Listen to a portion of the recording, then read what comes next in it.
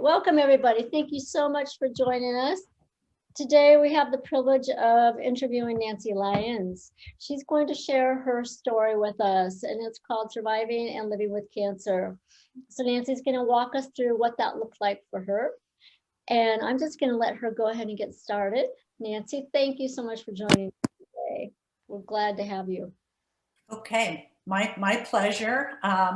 And good to see my neighbors here from next door, who I think probably know a lot of the story, but maybe there's some things that you don't know. So I'm happy to share this, and particularly happy if it helps other people who may have to embark on this type of a journey, or be a support system to others on a cancer journey, if you will. So Vic, I'm going to kind of rely on you to kind of ask some questions and Sure.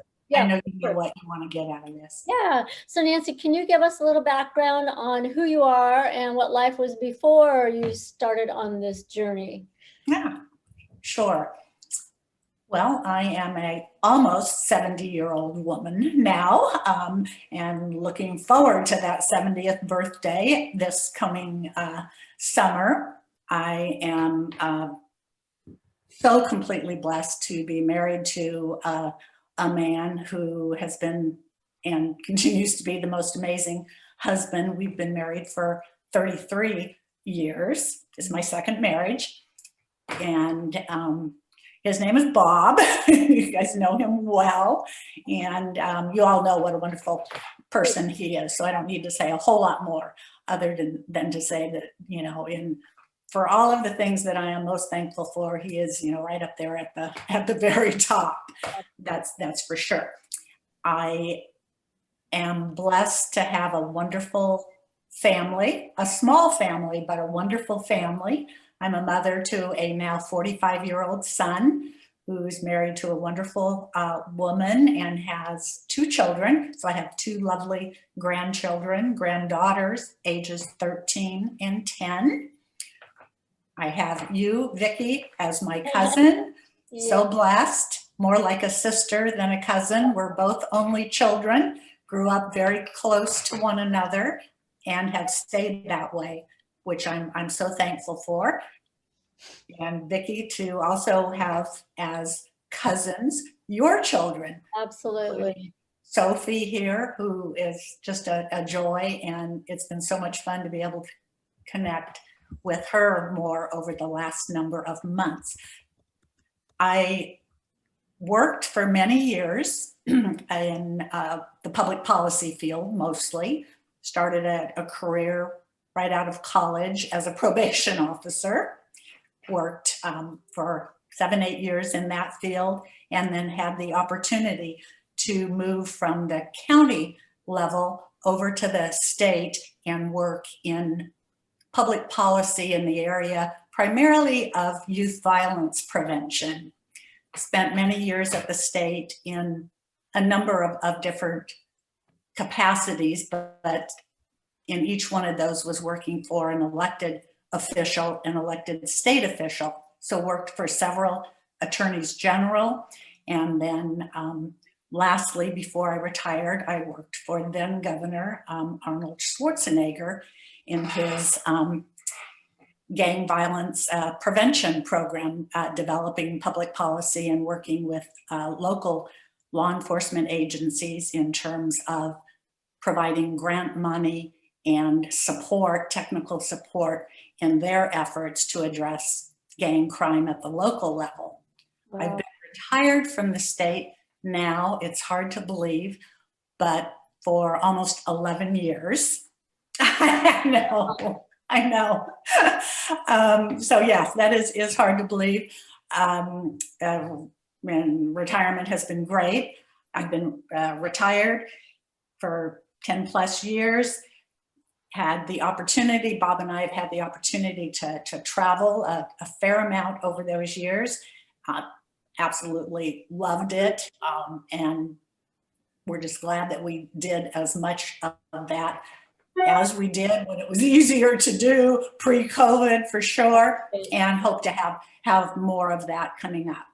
Fantastic. That's kind of who I am. And I live in a 55 plus, a Del Webb 55 plus community that we've lived in for almost 14 years now. Great, fantastic. So Nancy, did you ever have any serious health issues prior to discovering that you had cancer? Or how did you discover that you had cancer, stage 4 cancer?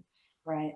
No, I've never really had any serious and certainly no life-threatening health issues. I've had more, I would say, mechanical issues, if you will, mostly related to arthritis. But that, none of that is life-threatening, and that's pretty much under control. So no, it was a complete shock, to say the least, when in October of 2019, I was diagnosed with stage 4 metastatic peritoneal cancer. It's kind of a mouthful, something I'd never heard of, right? So it's in short, primary peritoneal cancer is a rare form of gynecological cancer, and it starts in the peritoneum, which is the lining of the abdomen. Oh, wow. There are typically few symptoms of that disease. Patients typically have, not experienced many symptoms. So as a result, which is the case in my case, it's not found until it's fairly well advanced. Okay. It's very similar to ovarian cancer, if you will. And typically the treatment is pretty much the same. So yeah, so it was like I said, a complete shock, rocked our world to say the least, when that discovery was made. Yeah. So I know, it's, I can just imagine what that was like, sitting in the doctor's office and finding out that that was the case. So how did you proceed forward? Like, obviously you were in shock. How did you deal with that, finding out that information, and mentally and emotionally right away? And then how did you move forward in that with what was suggested next as far as treatment, and what was suggested next? Did you have options? Good question. Well, yeah, you're right. And as I said, you're certainly shocked. So I'm not even sure how clearly, I was thinking or Bob was thinking. And of course you're scared, right? Somebody tells you have stage 4 cancer, Yeah. and it's not, of course, it's not curable. Wow. So probably the thing that rattled me the most at that point was when the doctor used the term palliative care, which, Now, what does that mean? What does that mean, Nance? Well, it typically means that we'll just, I always thought of it as a term that was used when, elderly people or anybody was pretty near the end, and they would just try to make you comfortable. Okay. Right? There wasn't a lot of treatment. Oh, wow. That's really not how that term was meant in my case. What it meant was there's no cure for this, but we're going to treat it and, do the best, we can to help manage it. Wow. But you're not ever going to be cured. Okay. So that is like, oh my goodness, really? Wow. Right. Yeah. So I didn't have, and maybe, on some levels, it's the good news. We didn't have a lot of time to think about, well, what are we going to do? Within a week of that meeting in the doctor's office, and of course, by then you've had a ton of tests, you've had scans, you've had ultrasounds, you've had every test known. So they know the extent of the cancer. They know where it's spread. Okay. So in my case, it was found in a relatively routine colonoscopy. So there was a tumor found. All of the tests showed pretty early on, right away, that it wasn't colon cancer. So they had to try to figure out where it came from. Okay. Obviously the peritoneum. But so it had spread to the colon, it had spread to my spleen, and it had spread to the dome of my liver. Wow. Yeah. So at that point, they explained what the treatment protocol would be. It was too widespread to do surgery right away. So the treatment protocol would be chemotherapy to try to shrink the tumors and, you know, the mass, if you will, wherever it was, followed by surgery, followed by more chemotherapy. So within a week of that meeting in the doctor's office, I had my first chemotherapy. Wow. So there really weren't any options. I mean, the only option would have been to say, I'm not going to do anything. And that wasn't an option. Right. I didn't have time to like say, oh, what are some alternatives I might do? Nah, it was like, we need to do this right now. And you need to get to chemo class because you can't start chemotherapy until you go to chemo class. Who would have guessed? Which was, you know, and I get it because they explain everything to you. The doctors don't have time to do that. Yeah. They make sure that you have all the medications you need before you go, etc. Wow. So within a week, I was at the infusion center having my first chemo. So in some ways, it sounds like it was kind of a blessing to have to rush right into being proactive with this, because it didn't really give you time to think about emotionally and mentally letting yourself go to all of those freaky places. I mean, I'm sure you did, but it kept you busy enough that you had something to do to move forward with this. Do you think? Absolutely, yes. Yeah. And I guess everybody reacts differently. Mm-hmm. So, you know, my reaction was not to fall apart. I think I knew I couldn't afford to do that. So not to fall apart, to be my practical self, you know, okay, right? Okay, what do we have to do here? This is the plan. We're going to do it. I'm going to, you know, make it through this. It was kind of interesting because, again, in that first meeting with the doctor, once she explained, you know, again, what the diagnosis was, what the prognosis was, what the treatment was, they said, would it be okay if we send a social worker in to talk to you before you guys leave? I said, sure. Because again, their expectation is we don't know how these people are going to respond to this. Yeah. And they wanted that social worker to be able to share with us the resources available, which was, you know, terrific. I'll never forget. And I was okay at that point. You know, you're in shock, right? But I'd had enough information prior to that. I mean, it wasn't like shocking in that particular meeting. But she talked to us. She, you know, provided Bob as a, you know, potential caregiver, if you will, with some really good information and resources. But the one thing that sticks in my mind the most is that she said to us, she said, you know, when you think about it, we're all stage 4. Stage 4 cancer does not mean what it meant 10, 15 years ago.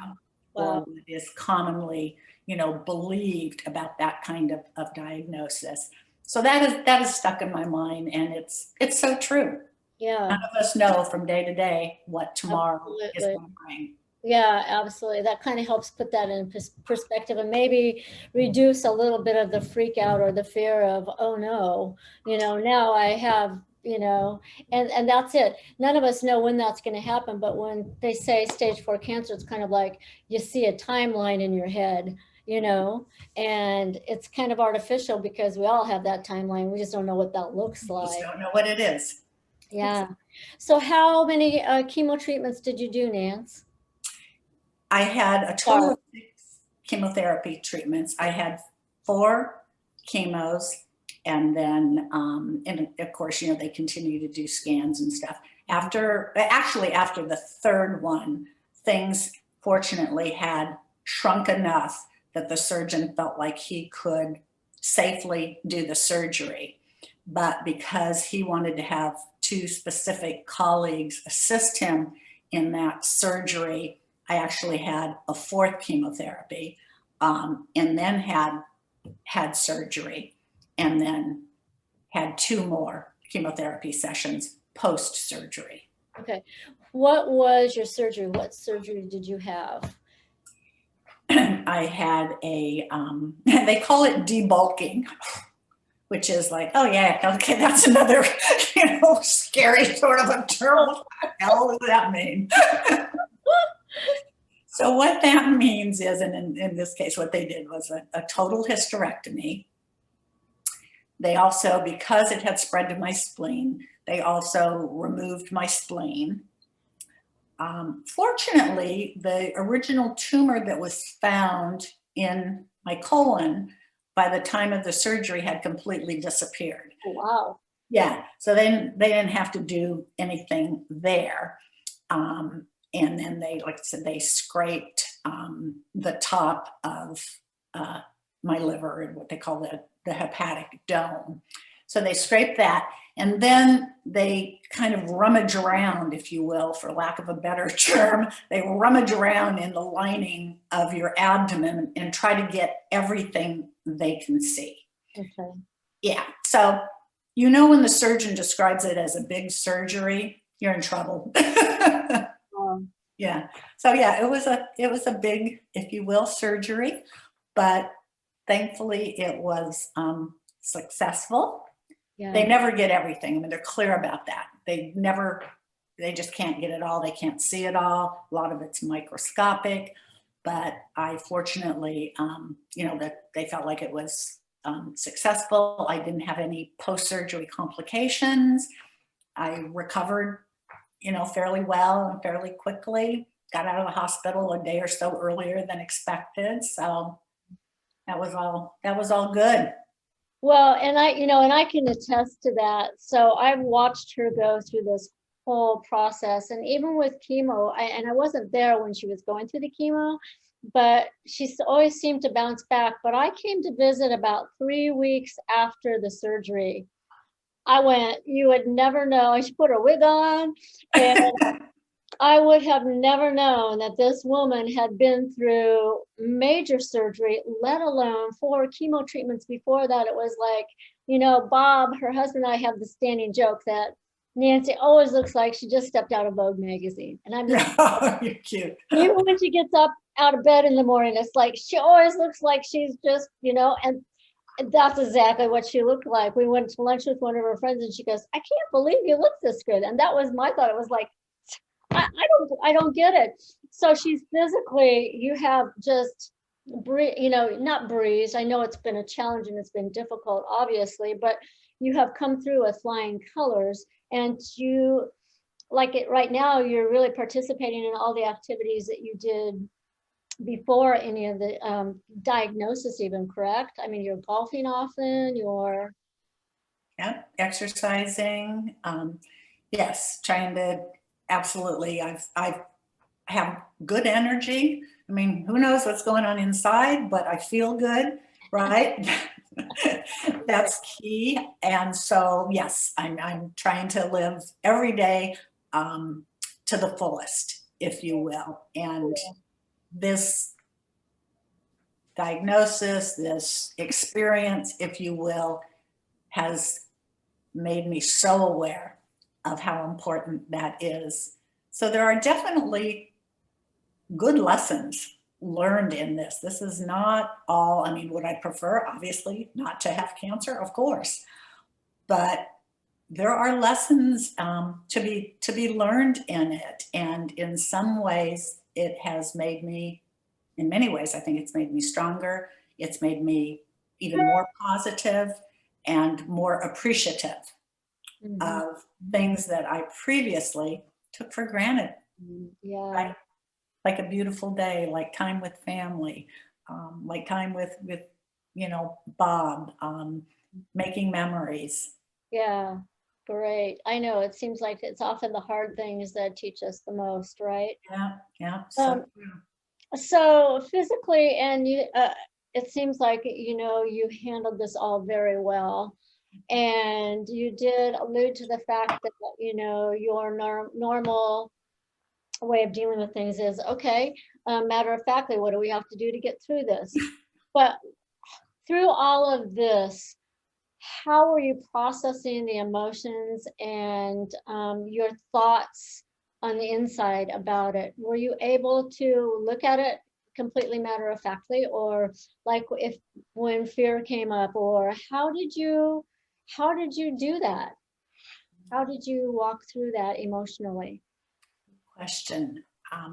Of course, the fear comes up, and you find yourself being really scared and really not ready to, have it all end anytime soon. So I tried to focus on, and you have no control, right, over that. And that's probably one of the biggest lessons, is how little control we truly have. And for somebody who's really pretty much a control freak, I wasn't going to say that, but no. it's true. I know myself. It's particularly tough. So I guess I probably overall tried to, number one, you have to try to accept that you don't have control over this, and the only thing you really have control over is how you respond, right? And how we react, which is true in any situation. Yeah. Can't control what happens to us, but we can control how we respond. So for all the years I have thought about, for example, practicing some mindfulness. Yeah. It was time. It's like, okay, I'm not very good at it. I'm not very good at meditation, but I try it. And I think probably, truly breathing, trying to stay in the moment, letting those scary thoughts, acknowledging them.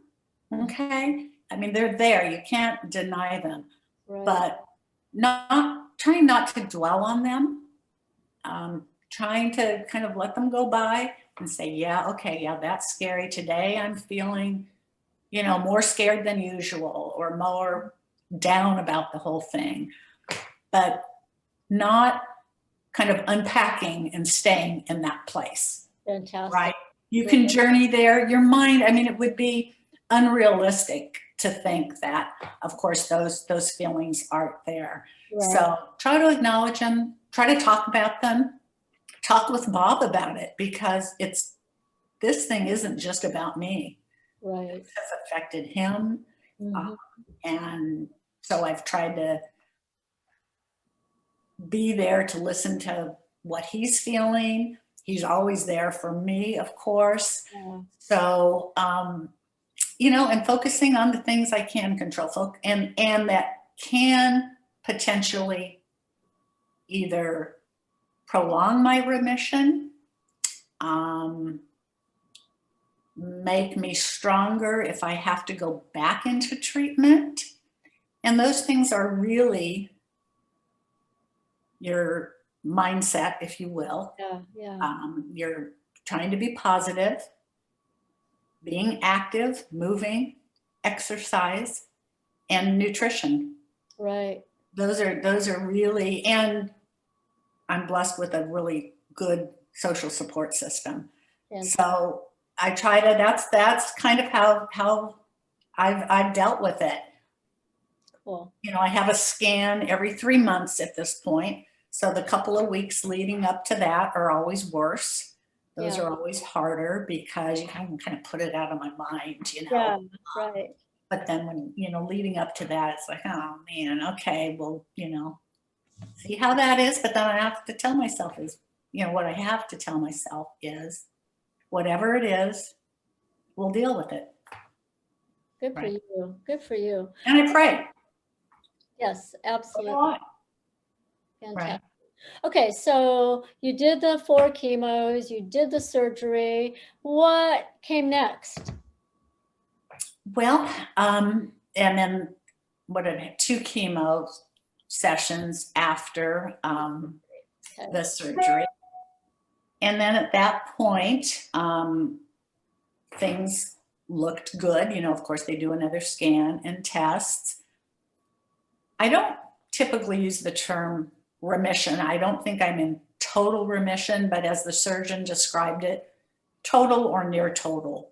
That was post, the last, at the end of all of that treatment.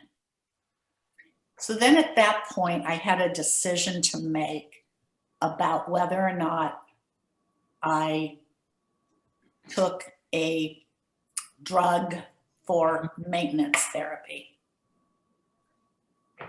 And I won't bore you all with, kind of all of the details of that, but I had discussions with my oncologist, my medical oncologist, my surgeon, and then another wonderful Bay Area gynecologic oncologist who is sort of a nationwide expert and has been published and all on these issues. So many discussions about whether or not I participated in a maintenance therapy.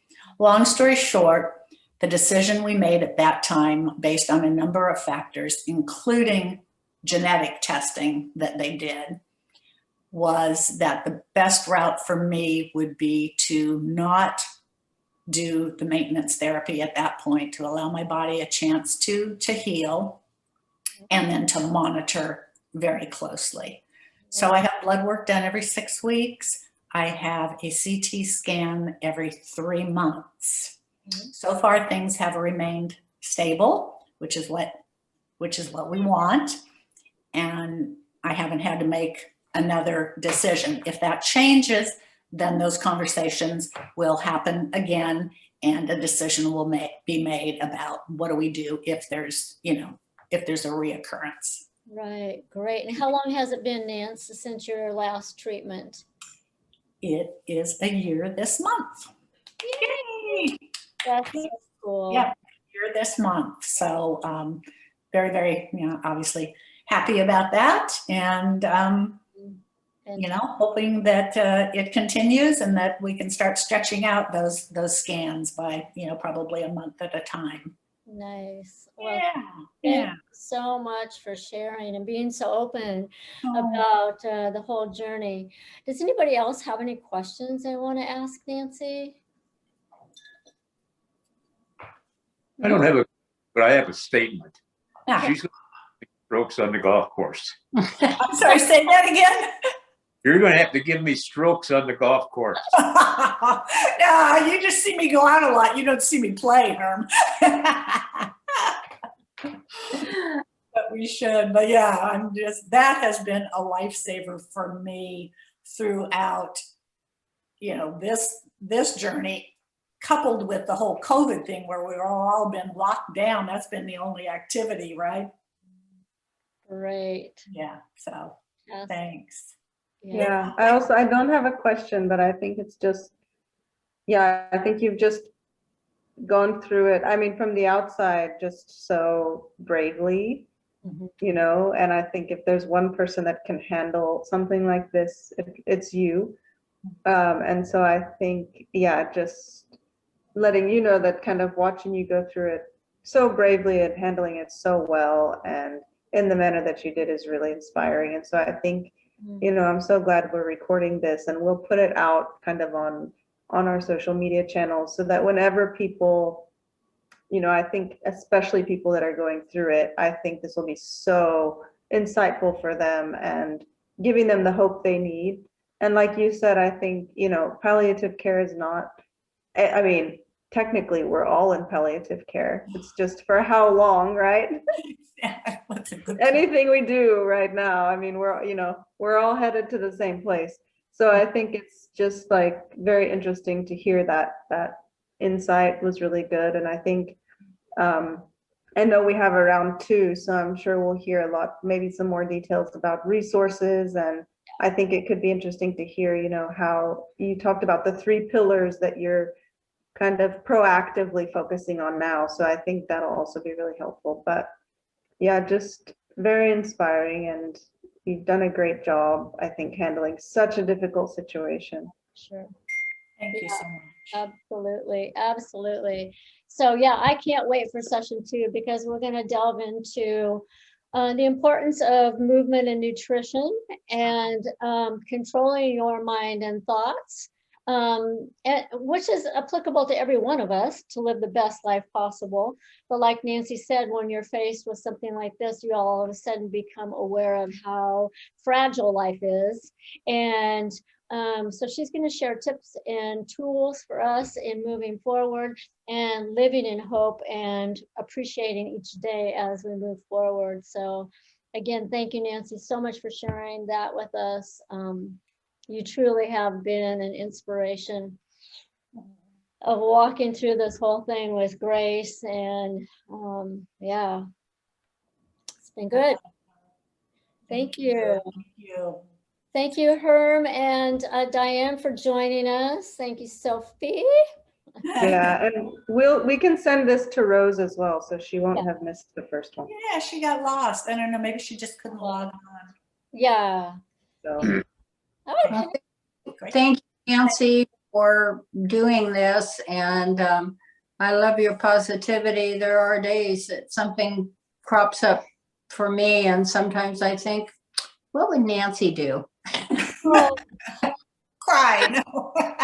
That's okay. You're funny. Thank you, my pleasure. oh, that's lovely. All right, you guys, thank you so much. Have a wonderful rest of your day. And until the 21st, be well, be safe. See All you right. soon. thank you. Thank Thanks, you. Nancy. Bye-bye. Bye.